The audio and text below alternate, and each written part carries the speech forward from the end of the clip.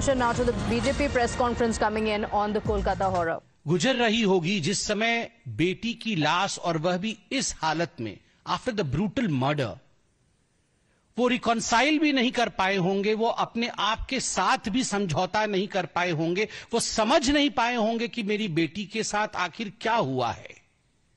और उस समय जब शव उनके घर में रखा हुआ था, डिस्ट्रिक्ट कलेक्टर, कोई और व्यक्ति नहीं, कोई राजनेता नहीं, एक एडमिनिस्ट्रेटर उन्हें कोने में ले जाता है और कुछ पैसे देने की कोशिश करता है। पैसा आदमी कब देता है? आदमी भ्रष्ट कब बनता है? जब मुंह बंद रखाने की कोशिश की जाती है या कुछ छुपाने की कोशिश की जाती है या ऐसा किया जाता है कि भाई देखो हम तो आपको कुछ दे रहे हैं, आप बदले में कुछ हमें भी दो, कुछ बोलो मत। ऐसा क्या था कि ममता सरकार ने डीसी को भेजा पैसे के साथ कि आप जाइए और जब शव घर में रखा हुआ है उस समय उनके माता पिता को खरीदने की कोशिश करिए। We want the answer to this specific question raised by the father of the victim.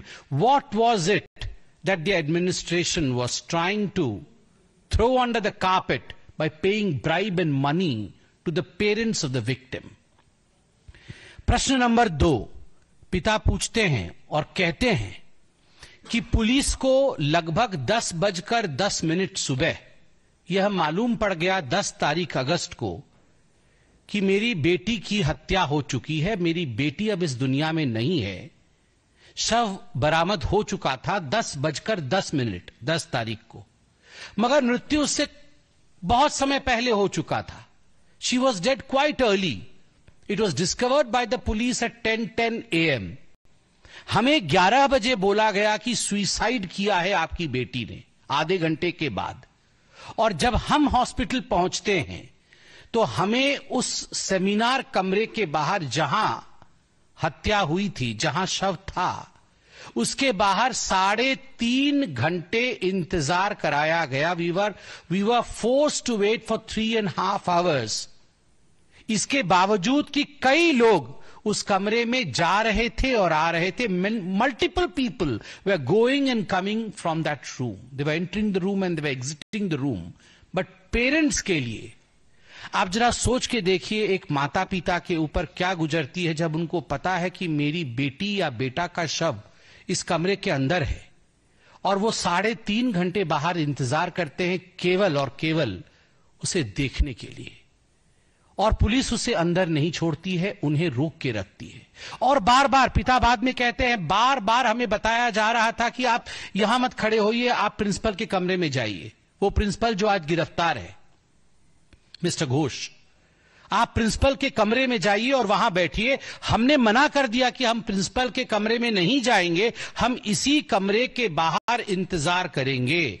3.5 घंटे इंतजार करने के पश्चात कुछ मिनटों के लिए मुझे अंदर बुलाया गया। आप सोचिए ऐसा क्या करना चाहती थी पुलिस, ऐसा क्या करना चाहता था वहां का प्रशासन? उन 3.5 घंटों में बार बार उनके पेरेंट्स को, उनके माता पिता को प्रिंसिपल के कमरे में भेजकर उस एरिया को खाली करा करके क्या करना चाहती थी प्रशासन आखिरकार?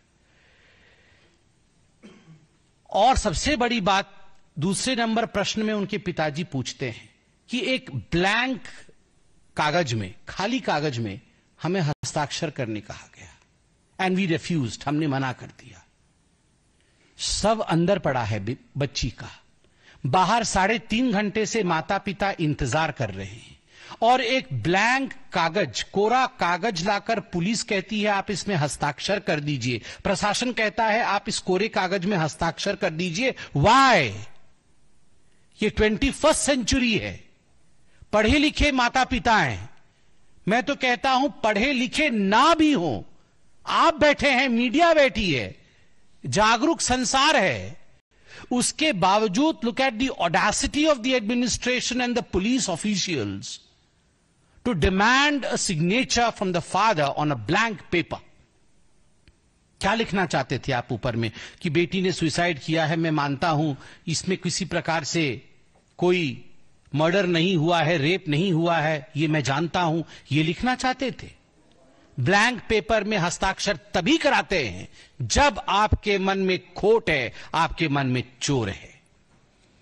प्रश्न नंबर 3, क्वेश्चन नंबर 3 जो पिता पूछते हैं, वाई डिले इन पोस्टमार्टम, कि आखिरकार पोस्टमार्टम करने में, पीएम करने में आपने डिले क्यों किया। पूरा का पूरा टाइमलाइन पिताजी ने उनका दिया हुआ है। उन्होंने कहा कि पोस्टमार्टम जो है, जिस प्रकार से काम चल रहा था, एट दी मोस्ट लेट भी करते तो 5 बजे तक पूरा हो जाना चाहिए था, मगर पोस्टमार्टम उसके बाद होता है। सबसे बड़ी बात है जो पिताजी पूछते हैं विक्टिम के, उनके पिताजी पूछते हैं कि आखिर क्या कारण था कि अस्पताल ने एफआईआर नहीं किया। बॉडी सुबह मिल गई मगर अस्पताल ने एफआईआर नहीं किया।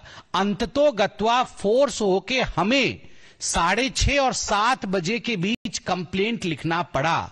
6:30 और 7 बजे के बीच पिताजी और माताजी जाके कंप्लेंट लिखते हैं कि हमारी बेटी अब रही नहीं, वी सस्पेक्ट फाउल प्ले। और उसके बाद 11:45 माफ करिएगा, 11:45 PM रात को 11:45 पर एफआईआर दर्ज करती है लोकल पुलिस। सुबह 10 बजे बॉडी मिलती है, 11:45 पर एफआईआर पुलिस दर्ज करती है, जबकि वहां सारे मेडिकल छात्र थे, पूरा हंगामा मचा हुआ था। उसके बावजूद, this is the audacity of the authorities, that they did not even go for an FIR till almost the midnight. And the most important question that the father raises, कि वहां मेडिकल छात्र थे जो सब कुछ जानते हैं स्वाभाविक है, हम जो मेडिकल का छात्र होता है वो जानता है नेचुरल डेथ क्या होती है, अननेचुरल डेथ क्या होता है, होमिसाइड क्या होता है, रेप एंड अटेम्प्टेड मर्डर या रेप एंड होमिसाइड क्या होता है, ये सब विषय, ये टर्मिनोलॉजीज मेडिकल छात्र जानते हैं। वहां हर कोई सब कुछ जानता था। उसके बावजूद भी प्रशासन और पुलिस की धृष्टता को देखिए कि उन्होंने जो लिखा है उसमें कॉज ऑफ डेथ में अननेचुरल डेथ केस लिखा है। मतलब होमिसाइड नहीं लिखा, मर्डर नहीं लिखा, अननेचुरल डेथ केस, जैसे कि किसी बीमारी से अननेचुरली पता नहीं ये हो गया हो। जो क्लियर दिख रहा है उससे भी कन्नी काटने की कोशिश जिस प्रकार से प्रशासन और बंगाल की पुलिस ने किया है, इस सवाल को पिता ने उठाया है। बहुत पर्टिनेंट क्वेश्चन मैं फिर से रिपीट कर रहा हूं कि why did not the hospital register और लॉज एन एफआईआर। ये हॉस्पिटल ने एफआईआर क्यों नहीं किया, माता पिता को कंप्लेंट क्यों देना पड़ा, यह बहुत पर्टिनेंट है। क्वेश्चन नंबर 4, क्रिमेटोरियम में जो हुआ उस विषय को लेकर, बच्ची के शव को घर लाया जाता है और स्वाभाविक है माता पिता अभी तक रिकॉन्साइल नहीं कर पाए हैं कि हमारी बेटी हमारे साथ है नहीं। वो चाहते थे कि बच्ची को कुछ और समय तक हम अपने घर में रखें। They wanted to keep the dead body of their beloved daughter in their home for a longer span of time, so that all the relatives, the near and the dear ones, including themselves, can spend the last time with their daughter.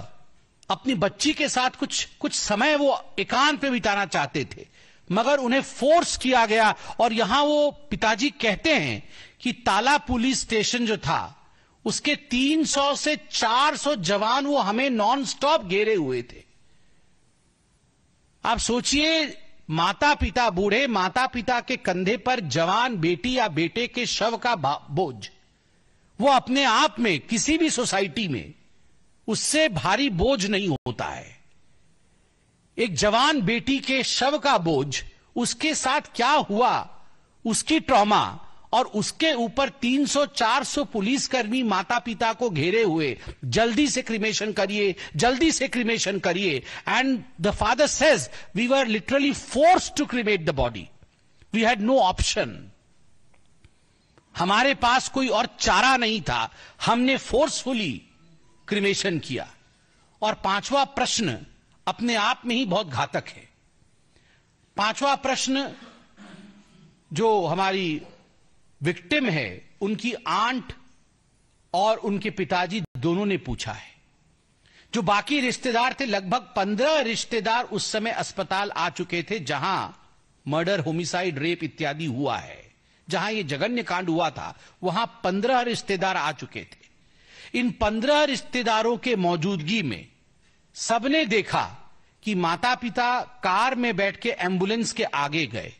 सभी रिश्तेदारों की इच्छा थी कि हम ambulance में बिटिया के साथ जाएं। स्वाभाविक है, माता पिता को बहुत आघात लग रहा होगा, वो कार में गए हैं, मगर रिश्तेदार एम्बुलेंस में बैठना चाहते थे। और जब इस विषय को लेकर रिश्तेदारों ने पुलिस को अप्रोच किया कि हम बिटिया के साथ एम्बुलेंस में जाएंगे, हम उनकी बुआ हैं, हम चाची हैं, हम काकी हैं, आमी काकी मां, मैं जाऊंगी या मैं जाऊंगा, उस समय पुलिस ने तुरंत एम्बुलेंस के गेट को बंद कर दिया और कहा नहीं, आपके लिए संभव नहीं है, क्योंकि यहां का जो टीएमसी का लोकल काउंसिलर है उसने अपने आप को लोकल गार्डियन लड़की का घोषित कर दिया है और वो एम्बुलेंस में बैठ गया है।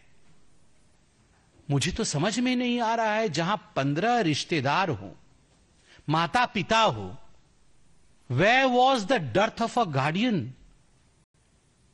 Were there no local guardians that a councillor of TMC had to become a local guardian to sit in the ambulance? Ambulance में उस local guardian quote unquote TMC का काउंसलर, उसने क्या किया? Did he play with the evidences or did he destroy the evidences inside the ambulance? आखिरकार उनके रिश्तेदारों को एम्बुलेंस में जाने की अनुमति पुलिस ने अफरा तफरी में क्यों नहीं दी? अफरा तफरी में एम्बुलेंस के गेट को क्यों बंद किया और तुरंत एम्बुलेंस को वहां से क्यों भगाया? इन अ हरी, इन अ जिफी, आज अखबारों में लिखा हुआ है, लेफ्ट इन अ हरी।